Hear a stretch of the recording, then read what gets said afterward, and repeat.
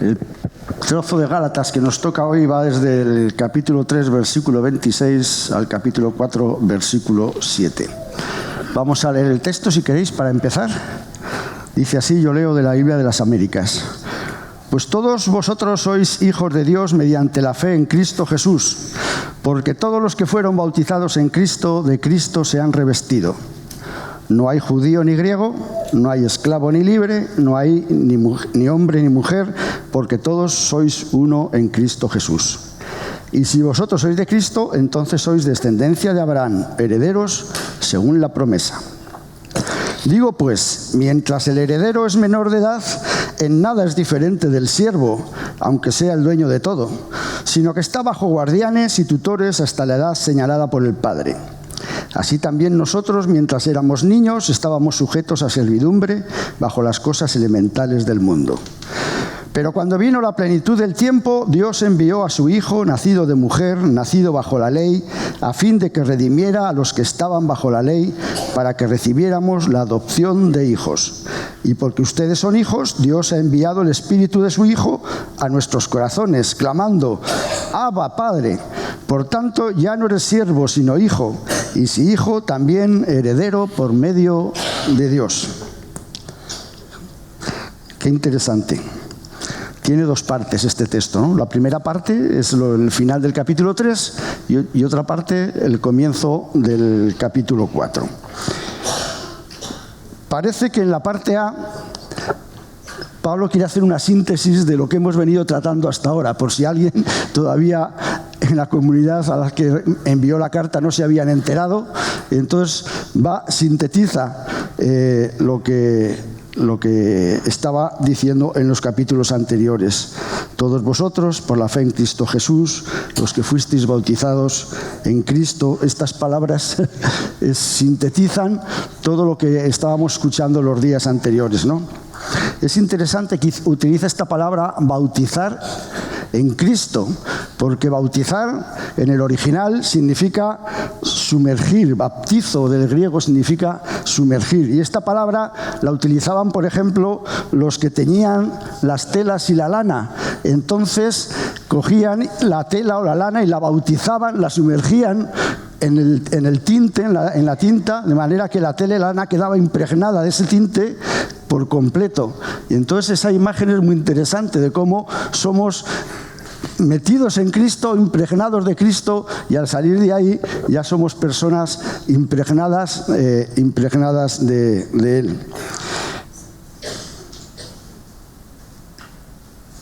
Y es importante clarificar cuando dice todos vosotros, está refiriendo a los colosenses que lo habían recibido, porque también dice Juan 1:12 que los que le recibieron les dio el derecho de llegar a ser hijos de Dios. Es impregnarnos en Jesús. Cuando nos impregnamos de Él y nos sacan de la tinta, estamos en una nueva situación, somos hijos de Dios. Si has sido bautizado, revestido de Cristo, estás en una situación diferente.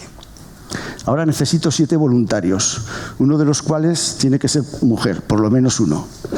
7 voluntarios. 7, sí, aquí delante.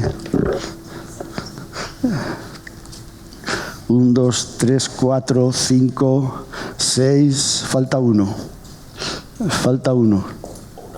O una, sí, claro. Aquí viene Eduardo Villa, muy bien. Eduardo, tú vas a empezar. Tú eres Jesús. Coge ese sayo que tengo ahí, póntelo. Ponte ese sayo, sí. Este es un traje africano que me regaló de Lima Madú. Yo creo que lo compró pensando en él, que medía casi 2 metros, y me lo regala a mí, que pero nos va a servir para esta tarde. Está tan grande que nunca había encontrado la situación para usarlo, pero lo vamos a usar hoy.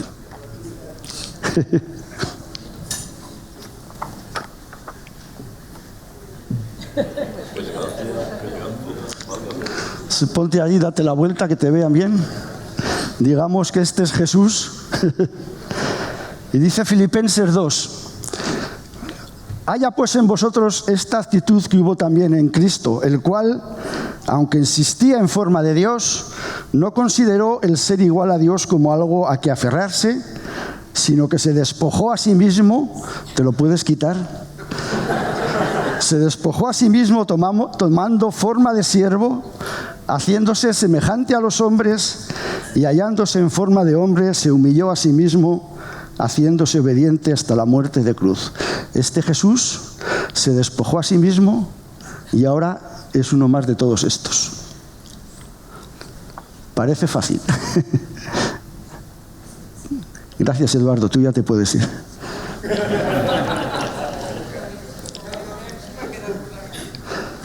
¿Sabes qué pasa? Que al revestirnos de Cristo podemos presentarnos delante de Dios sin ningún temor.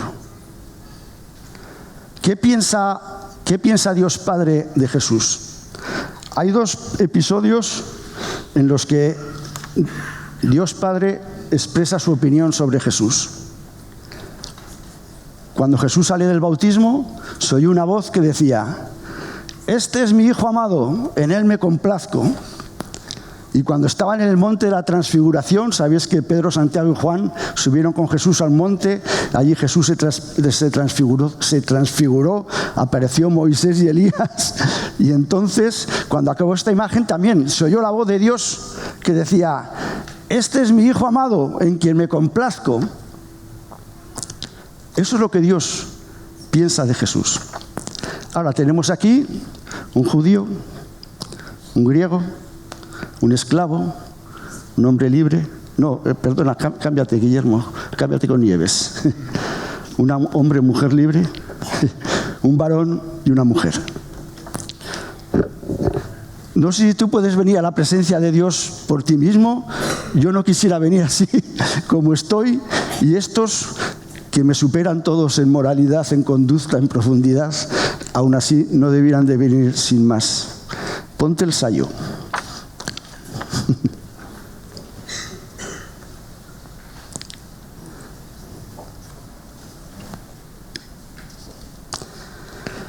Hemos visto todos estos días que este judío, igual en un tiempo pensaba que podía ponerse delante de Dios cumpliendo la ley, y nos ha quedado bien claro que es imposible. No, es que es imposible, sí.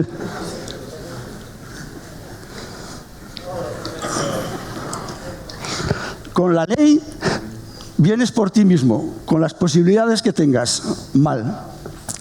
Pero sin revestido de Cristo, ¿qué dice Dios de ti? Este es mi Hijo amado, en él me complazco. En él me complazco.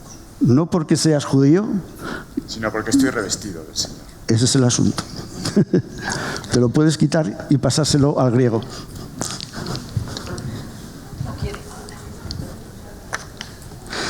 En nuestros días, si alguien nos habla de un griego, pensamos en una persona natural de Grecia, pero para los judíos, sí. En aquel tiempo los griegos era cualquier persona que no fuera judía. En muchos casos era equivalente a gentiles. Hay otra acepción en la Biblia de lo que era un griego. Por ejemplo, en Hechos 6, en ese caso se está refiriendo a los judíos que vivían fuera de Jerusalén, que hablaban griego, porque los de Jerusalén pues hablaban hebreo. Pero en este caso no se está refiriendo a esto, se está refiriendo a cualquier persona que no es judía. Y aquí está esta persona que no es judía, probablemente ha estado adorando a uno o varios ídolos. En aquel tiempo era muy raro encontrar un ateo, al contrario, como sabéis, el Imperio Romano tenía muchos dioses, y cada vez que conquistaba un pueblo, los dioses de ese pueblo los incluía al grupo de dioses que ya tenían, de manera que cada uno podía orar a 15, 20, 30 o 40, cualquiera de este elenco de dioses, ¿no? Si vas a Roma, entras en el Panteón y allí pues hay una esquina dedicada a cada uno de estos dioses, no a todos. No sé a cuáles habrás estado orando, alguno para que vaya bien tu cosecha, alguno para que tu mujer te haga caso, había otro igual para que no te pillara una tormenta en mitad del campo. Ninguno de esos dioses, ninguno de esos ídolos te iba a dar un revestimiento como el que tienes, con el cual puedes venir delante de Dios y Dios dice: este es mi Hijo amado, en Él me complazco. Y luego una cosa más. No porque seas lo que seas, y tienes la suerte de que no necesitas hacerte judío como el que estaba delante de ti, pensando que por eso Dios iba a cambiar la opinión sobre ti. La opinión que viene de ti, de Dios sobre ti, es porque llevas el revestimiento de Cristo. Gracias, te lo puedes quitar. Y se lo pasas al esclavo. El asunto que estamos viendo de la carta a los colosenses va sobre judíos y griegos. Pero ahora Pablo decide extender todo esto porque se puede aplicar. Eso es la manga, Justin. Lo decide aplicar esto a otra situación, digamos, en boga en aquel tiempo, ¿no? ¿Cuál es la situación entre hombres esclavos, entre hombres libres que están viniendo a la iglesia, están empezando a participar en la comunidad cristiana? Y todo lo anterior, pues Pablo lo aplica también. Quiero decir que primero que la esclavitud en Israel no era como la esclavitud en Roma, por ejemplo, o la esclavitud que hemos visto con los esclavos en el siglo XVII y más tarde, y en Estados Unidos, las explotaciones de algodón y todo aquello, ¿no? El esclavo en Israel, en cierto modo, era parecido a una especie de empleo, no con muchas condiciones, pero al esclavo en Israel no se le podía tratar como una propiedad, sino que era un trabajador con derecho a un salario, a un pago por su trabajo. Según Levítico 25, después de haber servido 6 años, se debiera de liberar, aunque da la impresión que esto muchas veces no se hacía. Al ponerle en libertad, su amo o patrono tenía que darle bienes materiales para que pudiera reanudar su vida con su familia y poder sustentarse económicamente. Si lees las normas en Deuteronomio 15, todo esto está aplicado a los esclavos. Incluso un familiar podía rescatarle y poner otra vez en su condición de hombre libre. En Roma, parece ser que en este tiempo en Roma podía haber casi 1 millón de habitantes, parece ser que la mitad de ellos seguramente fueran esclavos, otro tipo de esclavo, donde el romano que tenía un esclavo podía hacer con él lo que quería, el esclavo no tenía ningún derecho, ni siquiera estaba considerado una persona. Pero en el pueblo de Dios, a veces cuando usamos estos términos pensamos el esclavo tenía una condición humana, el esclavo alguien con una dignidad. Y este tipo de esclavo estaba viniendo a la comunidad cristiana, pero no deja de ser un esclavo. Digamos que socialmente pues era la clase más baja. Y está diciendo Pablo aquí que cuando venimos a Dios, las clases sociales desaparecen. Vengas como esclavo, vengas como libre, si estás revestido de Cristo, no hay clases sociales. Y vemos, por ejemplo, en la carta a Filemón, sabéis que la carta a Filemón, pues Filemón le escribe Pablo, no sabemos mucho de este Filemón, pero este Filemón había tenido un esclavo, Onésimo, y Pablo había conocido a Onésimo en la cárcel, porque Onésimo se ve que el estado de esclavitud no le gustaba y se escapó. Y entonces se escapó y llevaría mala vida, porque terminó en la cárcel y allí conoció a Pablo. Pablo le presentó el Evangelio y Onésimo se convierte, se reviste de Cristo, y entonces como buen cristiano, pues tengo que arreglar la situación con mi amo, no puedo dejar las cosas así que voy a regresar. Y Pablo le escribe a Filemón y le dice: tal vez Onésimo se alejó de ti por algún tiempo para que ahora lo recuperes para siempre. Solo que ahora ya no deberás tratarlo como un esclavo, sino mucho mejor que a un esclavo, es decir, como a un hermano querido. Y si yo lo quiero mucho, tú debes de quererlo aún más, como persona, por supuesto, pero sobre todo como creyente.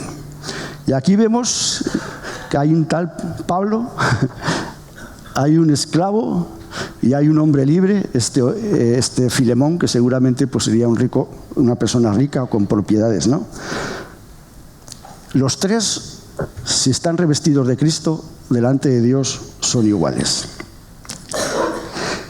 Claro, esto en teoría está muy bien, pero en la comunidad cristiana es así. ¿Hacemos nosotros lo mismo? Cuando viene alguien de otra clase social, se reviste de Cristo, ¿lo vemos como lo ve Dios? ¿Hacemos acepción de personas? Si verdaderamente nosotros mismos estamos revestidos de Cristo, no deberíamos de hacer tal cosa. Nadie debiera pasar necesidad entre nosotros. Nadie debiera sentirse que está solo. Nadie debiera ser tratado con indiferencia o con rechazo. Porque Dios no lo hace. ¿Qué piensa Dios de este esclavo? Es mi hijo, amado, en él me complazco. ¿Te complaces tú en ese que te cae mal? ¿Te complaces conmigo?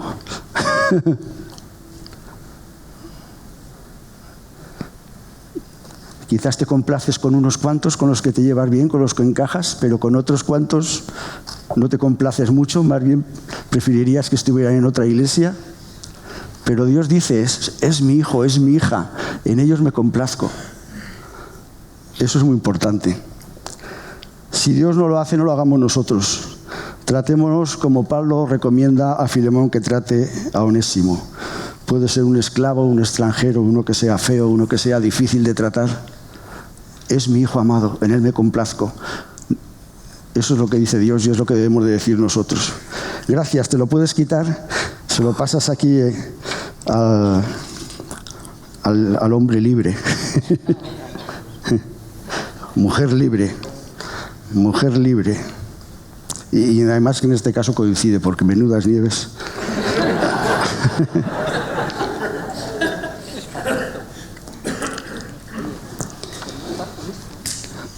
A lo mejor esta mujer libre de una clase social más alta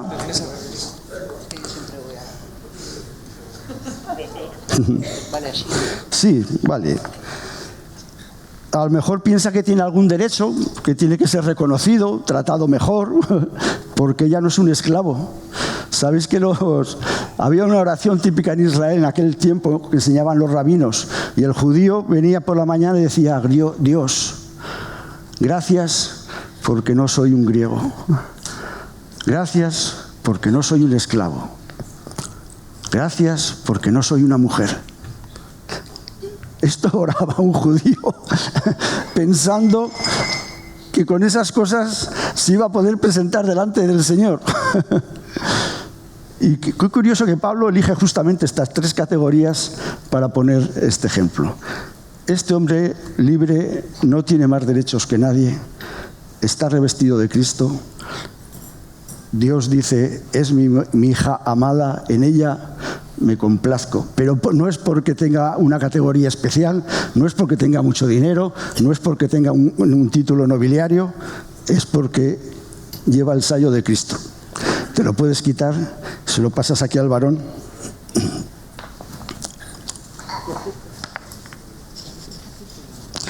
Todavía Pablo quiere estirar la cuestión a otra pareja en boga en aquel tiempo. Hombres y mujeres están viniendo a la comunidad cristiana. Estamos en los primeros años y hay que encajar aquello. Si no había línea divisoria entre las clases sociales, ahora Pablo también pelea contra la línea divisoria entre hombres y mujeres. Quizás este hombre se siente mejor y más grande que la mujer que tiene a su lado.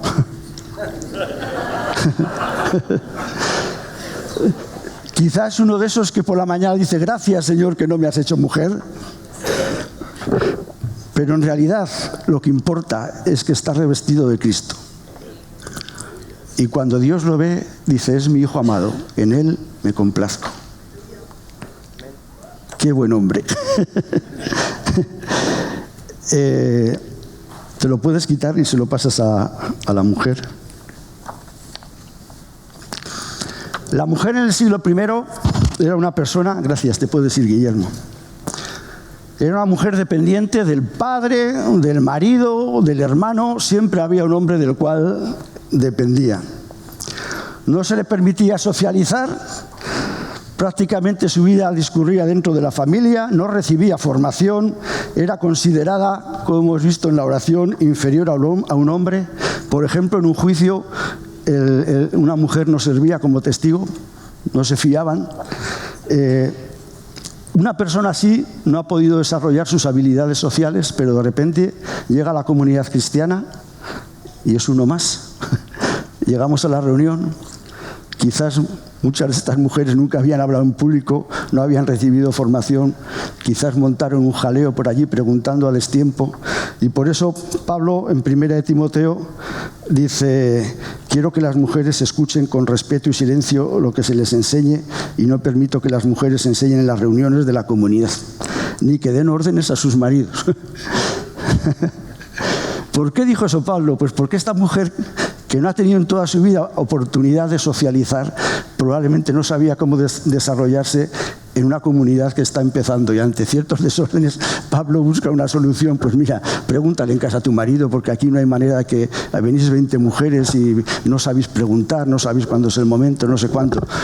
Pero mira, la mujer en el siglo XXI no es la mujer del siglo I. Las mujeres tienen formación, saben socializar. En muchos casos su comprensión del Evangelio es mucho más profunda que la de los hombres que tienen al lado.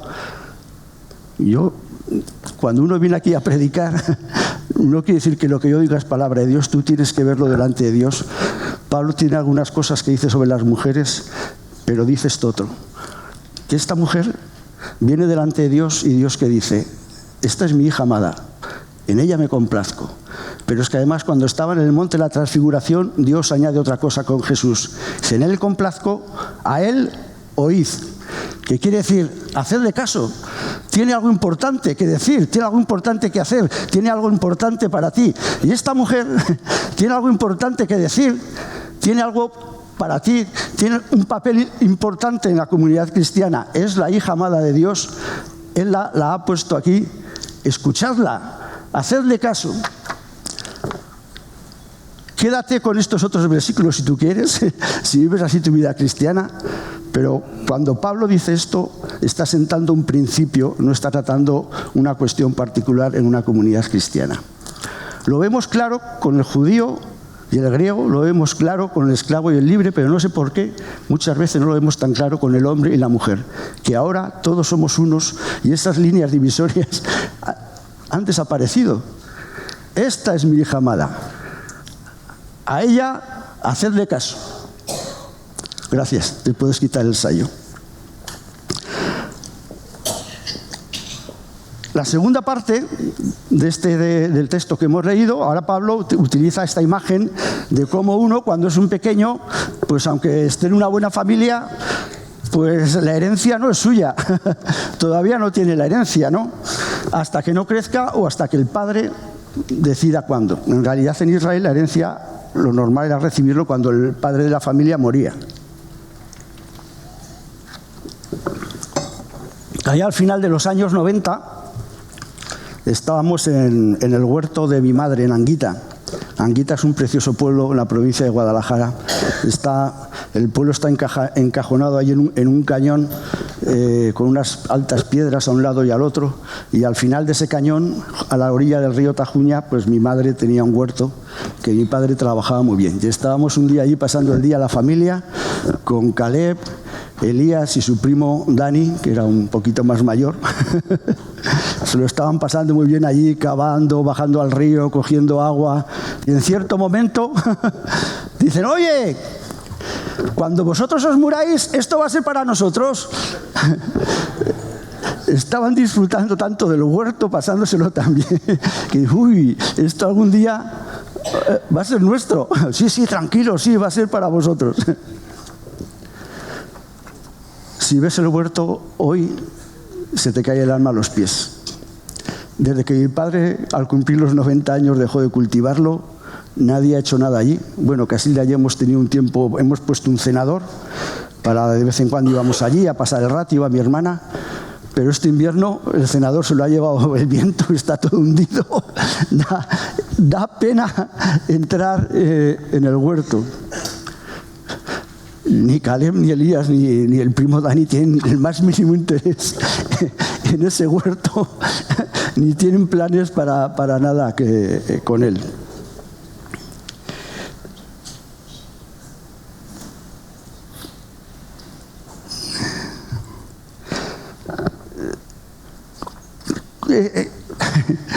¿Cómo puede ser que teniendo el gran regalo de Dios, porque al final de este texto dice que lo que Dios nos ha dado es el Espíritu de Jesús? Y eso es finalmente lo más importante, ¿no? No solamente estamos revestidos de Cristo, sino que Dios pone en nuestro interior el propio Espíritu de Cristo que vive en nosotros. ¿Y qué ha pasado con los colosenses? Que han recibido ese Espíritu, han recibido el huerto con entusiasmo, con alegría, pero ahora unos años después el huerto está abandonado. Nadie hace caso en el huerto. Y yo creo que este espíritu que Dios ha puesto en nosotros es nuestro huerto. En un tiempo hemos estado entusiasmados, animados. ¡Qué maravilla! Esto va a ser para mí. Aquí voy a plantar lechugas. Pero pasa el tiempo, los años, y quizás ya no tenemos tanta ilusión y tanto entusiasmo con ese huerto. Ya no nos parece tan buen regalo.